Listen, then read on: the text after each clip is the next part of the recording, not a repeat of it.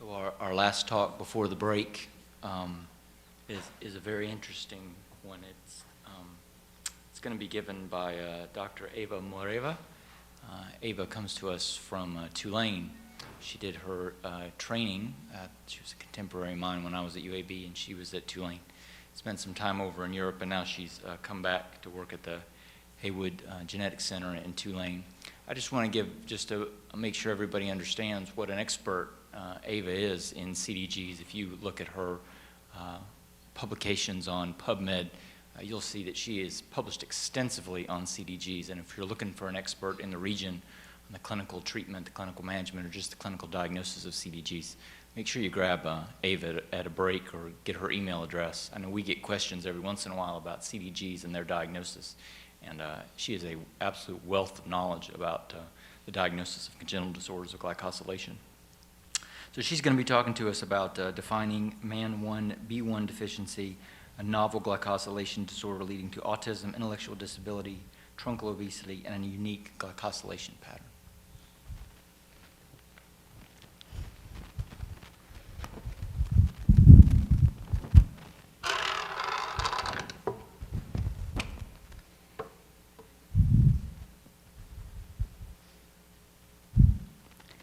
Tim, I'm flattered. Thank you. Thank you for this wonderful opportunity to talk about CDG today. I think when we think CDG, we usually think about this first patient, which could be quite recognizable when we just examine such a baby. But if you look at all these other faces, these are all type 1, and these are all type 2 CDGs. It's a challenge to recognize the rest of them. With the growing number of new types, just for N-glycosylation disorder is almost 50 different types. It's a challenge to really find a diagnosis. We know that the biochemical background is also quite diverse. We know that there are growing numbers of combined glycosylation defects emerging. And today I'd like to talk to you about an exciting new type of CDG. So we still start with the classic approach, just examining the patient and think, could this be a CDG? And start with the screening method. We use the transferrin isoelectric focusing. We practically define these two major patterns. And if you look at my classic 1A, now called PMM2 CDG patient, you see that actually the pattern is different in a patient because the transferrin we are screening for is losing an antenna, and because of losing the two negative charges, what you see here, that your pattern changes into like either just two negative charges or no negative charges on the isoelectric focusing. Compared to this, in type 2 CDGs, you have more like a letter-like pattern because this happens in the Golgi, and what you see is more truncated glycans. So the bands are mirroring the missing negative charges, but it's a mixture of 3, 2, 1 instead of the tetrasilotransferrin mirroring the 4 normal glycan structure. So with this little introduction, I just want to show you this crazy picture. We always scare everybody away from enjoying CDG as much as we do. As you see, you start with activating sugars and getting them into the glycan chain. These little lipid arms are grabbing the activated sugars and step by step build the antennas, the glycans, which they flip inside and go further building steps and finally end up on the protein. But still, we are not ready yet. We go to the Golgi, and there is further processing. And this is not so step by step as not so easy as in the endoplasmatic reticulum, but a lot of different changes happen in the Golgi, and finally you get the nice glycan on the protein, you know. So just to show you in the last 18 months how many new disorders were discovered, and these are not only all of them, there are more coming up. So this is just 18 months, more than 10 new CDGs discovered. So most of these CDGs have pretty significant behavior and psychological impact.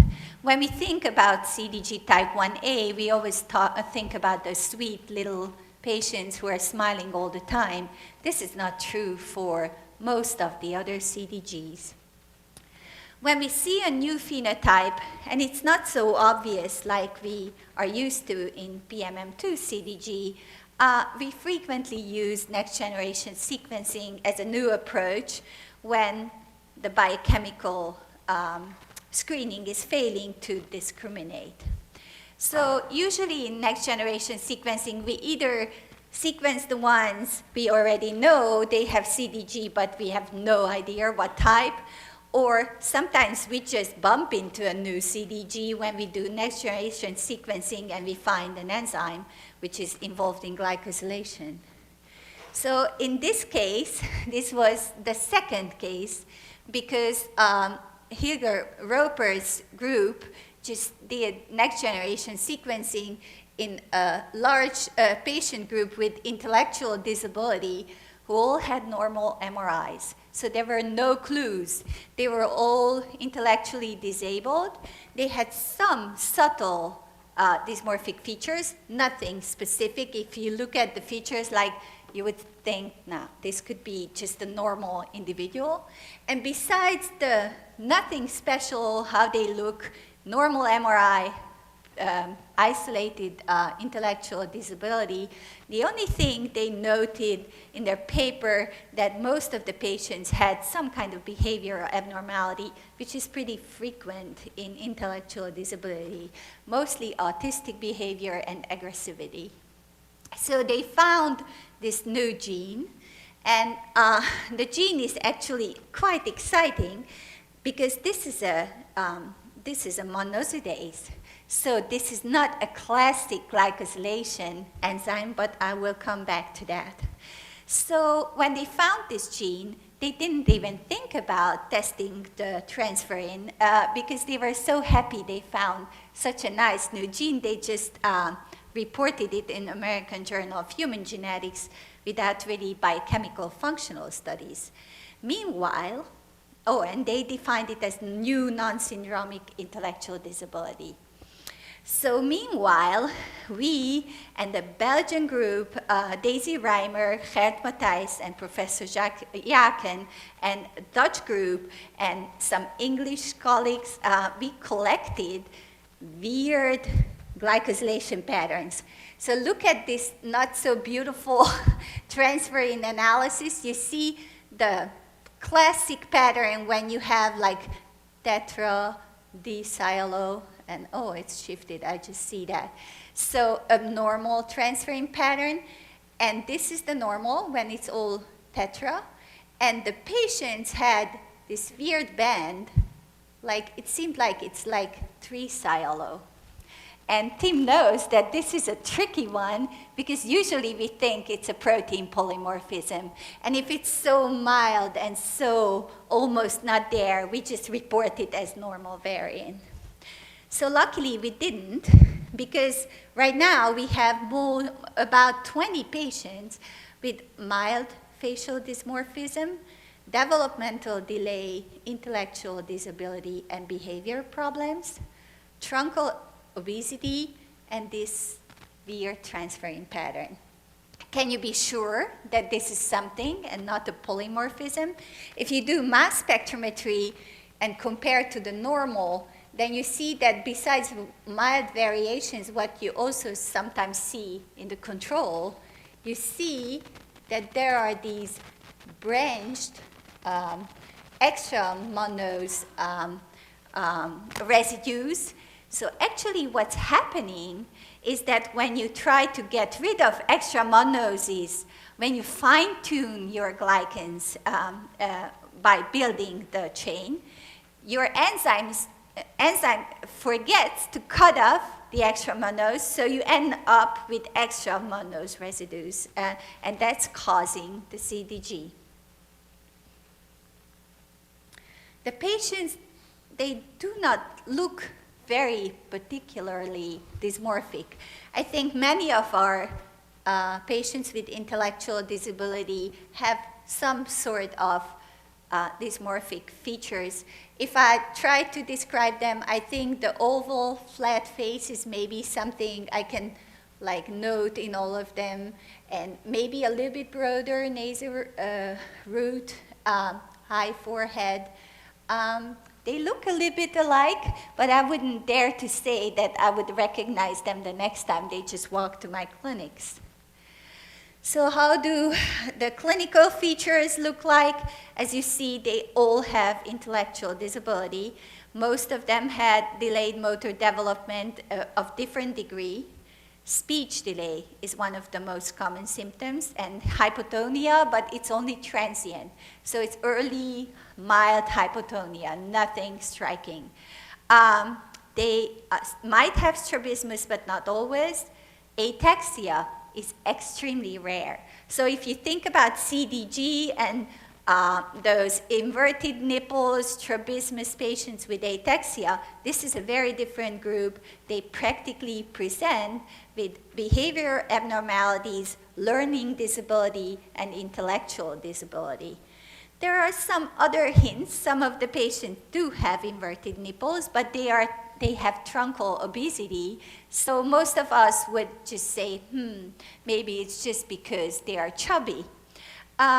Metabolic markers, which we frequently use to pick up our CDG patients, like liver function elevation or antithrombin 3 abnormalities or protein C abnormalities, we frequently screen just to find other clues for glycosylation disorders, are almost always normal.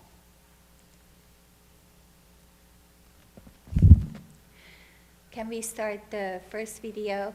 I just want to show you the behavior abnormality on these 2 short movies of this patient. Do I need to click on something? So actually what I just wanted to show you, that they are usually, they don't have speech most of the times. They have very little speech. They have very bad focus. They are severely autistic, like about half of them are profoundly autistic. Can we see the other one too? They have repetitive movements. They do not have really significant neurological symptoms. So this is your standard autistic delayed patient at clinics. You could do like thousands of different tests in. Many of those have macrocephaly, which is also relatively common in autistic patients. Thank you. Yeah, just stop. So in summary, I would like to introduce you this new CDG syndrome. We have about 30 patients right now, which is pretty amazing if you think that the disorder was discovered 2 years ago. My suggestion to you is to think of CDG even in those patients who do not show the classic features. And in this particular phenotype, intellectual disability, behavior abnormalities, truncal obesity, and macrocephaly could give you the hint to go for the transferrin screening and try to diagnose the glycosylation disorders in these patients. Thank you for your attention.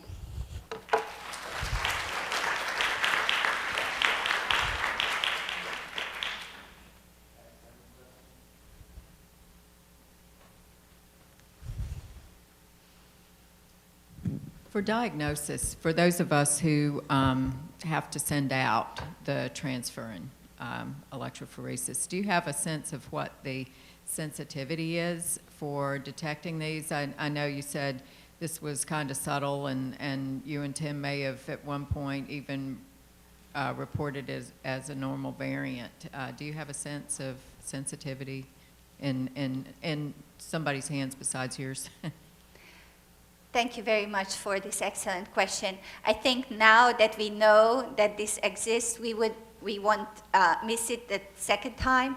We can do a so-called neuraminidase assay, which is a very tricky assay. You get rid of all the sialic acid of your transferrin in your sample, and you run the same isoelectric focusing.